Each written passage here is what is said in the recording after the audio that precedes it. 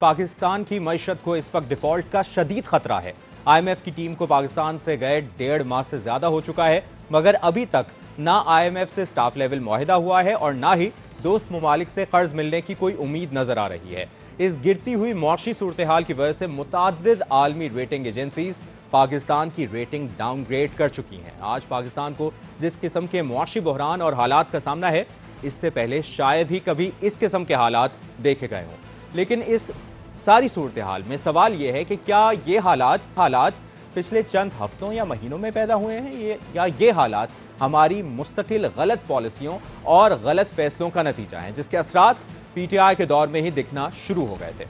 अहम बात यह है कि साबिक वज़ीर आज़म इमरान खान ने कल अपने खिताब में मुल्क को मुआशी मुश्किलात से निकालने और डॉलर का भाव बढ़ाने के लिए 10 निकाती मुआशी प्रोग्राम का ऐलान किया। इमरान खान ने कहा कि मुल्क के मुस्तकबिल के लिए ज़रूरी है कि बैरून मुल्क मुकीम पाकिस्तानी मुल्क में सरमाकारी करें, सयाहत, मादनियात, छोटे और दरमियाने दर्जे के कारोबार के फ़रोग के साथ साथ ज़्यादा से ज़्यादा टैक्स जमा करने पर जोर दिया जाए। हमने ओवरसीज का पाकिस्तानियों का पैसा लाना, एक प्लान बनाया हुआ है हमने, कैसे उनकी इन्वेस्टमेंट लेके आनी है। एक्सपोर्ट्स, एक पूरा मुल्क को लगाएंगे एक्सपोर्ट्स के ऊपर, एक्सपोर्टर्स को VIP बनाएंगे। टूरिज्म, इस बार इंशाल्लाह अल्लाह ने मौका दिया, कैसे टूरिज्म उठाएंगे। और स्मॉल और मीडियम जो छोटा इंडस्ट्री है उसके ऊपर हमने पूरा प्लान बनाया हुआ है। ज़राअत की हमने सिर्फ प्रोडक्टिविटी बढ़ानी है, उसका पूरा प्लान बना हुआ है। PIA, रेलवे, गवर्नमेंट कॉर्पोरेशन, ये सबसे ज्यादा नुकसान करती है, इनको रिस्ट्रक्चर करना है। 22 करोड़ पाकिस्तानियों में सिर्फ 25 लाख टैक्स देने वाले हैं, तो इंशाल्लाह उसका पूरा हमारा प्लान है। मनी लॉन्ड्रिंग, तब तक हम इसको कंट्रोल नहीं करेंगे और ये होगा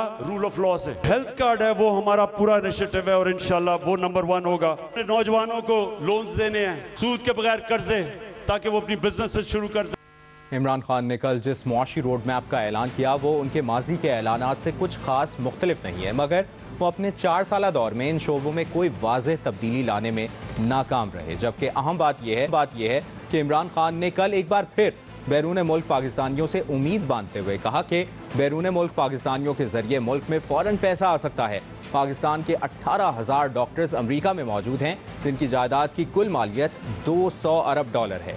मगर अहम बात यह है कि इसी किस्म की उम्मीद इमरान खान ने 2018 में वज़ीर आज़म बनने के बाद भी लगाई थी और बैरून मुल्क पाकिस्तानियों से हज़ार डॉलर मुल्क भेजने की अपील की थी, मगर उनकी इस अपील पर बैरून मुल्क पाकिस्तानियों ने कोई ख़ास रद्द अमल नहीं किया। इसके अलावा इमरान खान एक बार फिर सयाहत, टैक्स नेट बढ़ाने और ज़रूरी पैदावार बढ़ाने पर जोर दे रहे हैं, मगर अपने पिछले दौर में इमरान खान टैक्स नेट बढ़ाने में नाकाम रहे, बल्कि बार बार टैक्स एमनेस्टी स्कीमों का ऐलान करते रहे।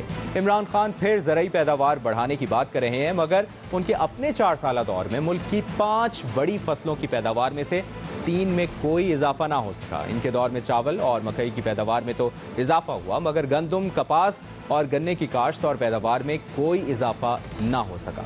उसी तरह इमरान खान फिर बैरूनी सरमाकारी पर जोर दे रहे हैं, मगर उनकी हुकूमत के इब्तदाई 3 सालों में बराह रास्त गैर मुल्की सरमाकारी में 23% कमी आई।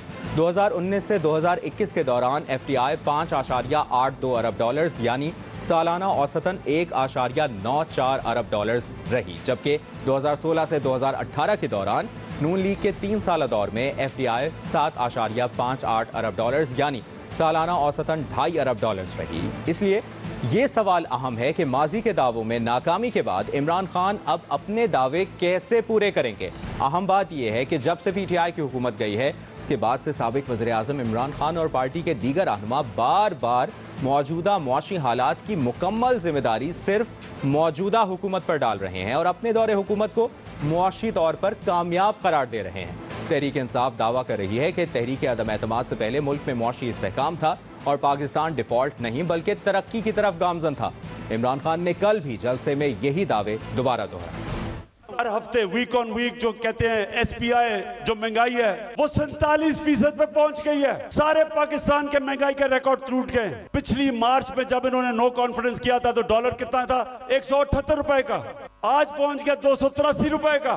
तो मैं बाजवा से पूछता हूं कि मैं तो बड़ा खतरनाक था, तो ये बताएं कि ये किसको ऊपर बैठा दिया है कि पाकिस्तान घुटनों पे पहुंच गया है। जब ये साजिश हुई, हमारी इकोनॉमी तेजी से ऊपर जा रही थी, इंडस्ट्री, लार्ज स्केल मैन्युफैक्चरिंग, कितने सालों के बाद उसकी ग्रोथ रेट ऊपर गई। हमारी एक्सपोर्ट्स रिकॉर्ड, हमारी 4 फसलों में किसानों के पास रिकॉर्ड पैसा आया, रिकॉर्ड। हमारे ओवरसीज पाकिस्तानियों ने हमारे पे एतमाद करते हुए रिकॉर्ड रेमिटेंसेस भेजी 31 अरब डॉलर की। ये जो गवर्नमेंट आई है, इन्होंने मुल्क को डिफॉल्ट की तरफ ले जाना है। ये बात दुरुस्त है कि कोविड के बाद 2 सालों में जीडीपी ग्रोथ 5.5 से जायद रही। तरसीलात ज़र और बरामदात में इजाफा हुआ।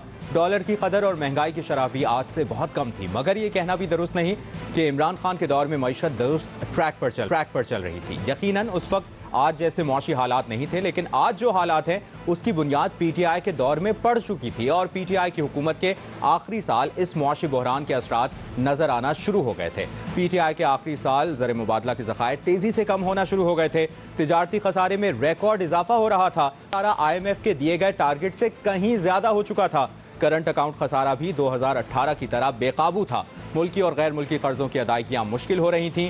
कोविड के बाद जीडीपी ग्रोथ के साथ ज़र मुबादला के ज़खायर में भी इजाफा हुआ, लेकिन जो ज़खायर अगस्त 2021 तक 20 अरब डॉलर तक पहुंच चुके थे वो 7 माह में 8.5 अरब डॉलर से कम हो गए थे और तहरीक इंसाफ की हुकूमत के खात्मे तक 11.5 अरब डॉलर की सतह पर आ गए थे।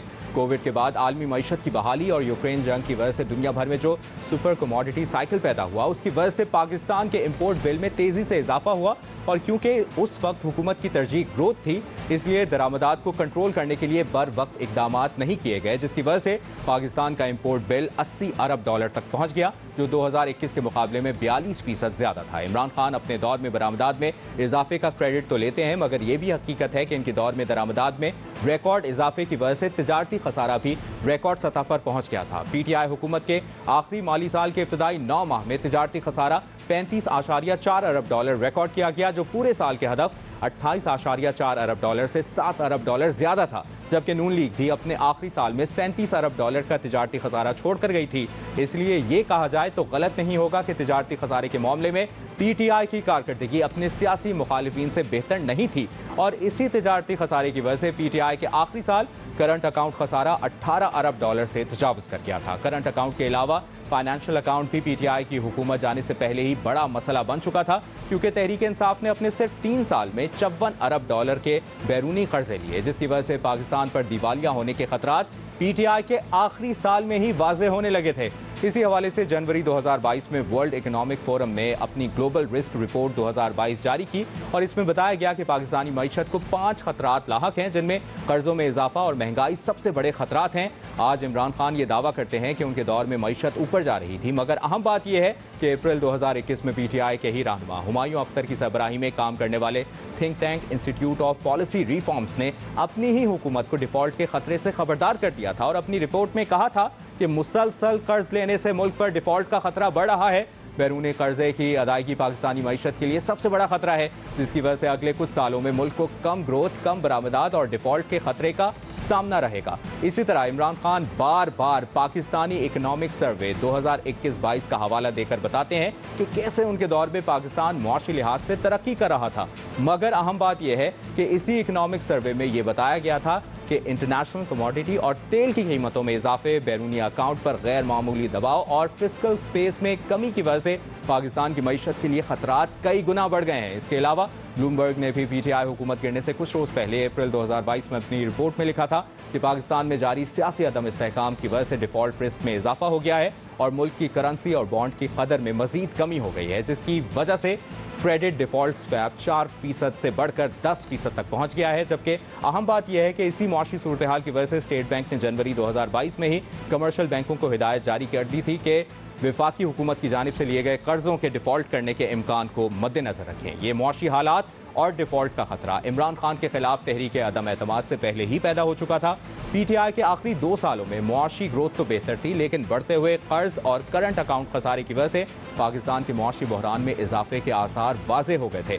मगर अब इमरान खान ये सारे हकाइक भूलकर फिर से ऐसा बयानिया बनाने की कोशिश कर रहे हैं जिसका हकाइक से ताल्लुक नहीं है। ये बात दुरुस्त है कि मौजूदा हुकूमत ने खास तौर पर इसहाक डार के वजीर खजाना बनने के बाद अपनी गलत पॉलिसियों और फैसलों में ताखीर के बाइस मुआशी बहरान को संगीन कर दिया है और अब ना दोस्त ममालिक और ना ही IMF पाकिस्तान को कर्ज देने को तैयार है। मगर हकीकत यह है कि ये इमरान खान ही की हुकूमत थी जिसने अपने सियासी फायदे के लिए IMF से तयशुदा मुआहदे की खिलाफवर्जी की और जाते जाते पेट्रोलियम मसनूआत की कीमतों में भारी सब्सिडी का ऐलान करके IMF और पाकिस्तान के दरमियान बदएतमादी को इस हद तक बढ़ा गए कि IMF अब पाकिस्तान पर आसानी से भरोसा करने को तैयार नहीं है। बहरहाल इमरान खान ने अब एक बार फिर मुआशी बहाली का रोड मैप तो पेश कर दिया है, जो उनके माजी के रोड मैप जैसा ही है, जिस पर PTI के पिछले 3 सालों में कुछ खास अमल दरामद ना हो सका।